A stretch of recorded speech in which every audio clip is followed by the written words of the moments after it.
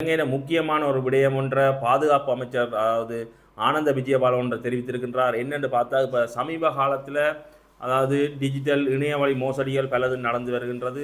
இந்த இணையவழி மோசடிகளை கட்டுப்படுத்துவதற்காக பாதுகாப்பு அமைச்சர் என்ன முடிவு எடுத்துள்ளதுன்னு சொன்னால் புதிதாக ஒரு போலீஸ் பிரிவினை உருவாக்க உள்ளது. அதாவது சைபர் கிரைம் ஒன்று தான் உருவாக்க இருக்கின்றது. புதிய காவல்துறை பிரிவொன்றை உருவாக்குவதற்கான ஒரு நடவடிக்கை தான் மேற்கொள்ளப்பட்டு வருவதாக பாதுகாப்பு அமைச்சர் ஆனந்த விஜயபால அவர்கள் தெரிவித்திருக்கின்றார். அதாவது நாட்டில் சமீப காலமாக நாளொன்றுக்கு 23 25 சைபர் கிரைம்கள் நடைபெற்று வருவதான ஒரு தரவுகள் கிடைக்கப்பட்டிருப்பதாகவும் அதன் அடிப்படையிலே அதனை கட்டுப்படுத்துவதற்காகவே இந்த புதிய ஒரு பிரிவினை ஆரம்பிக்க வேண்டும் என்ற ஒரு நடவடிக்கையையும் ஆரம்பித்திருக்கின்றார்கள். புதிய தொழில்நுட்பங்கள், விசேட அறிவு கொண்ட தொழில்நுட்பவியலாளர்கள் மற்றும் அதாவது காவல்துறையிலே மிக அனுபவம் வாய்ந்த உத்தியோகத்தர்கள் அதாவது நவீனமயமாக்கப்பட்ட ஒரு பிரிவாகத்தான் இது ஆரம்பிக்கப்பட இருப்பதாகவும் அவர்கள் தெரிவித்து வருகின்றனர்.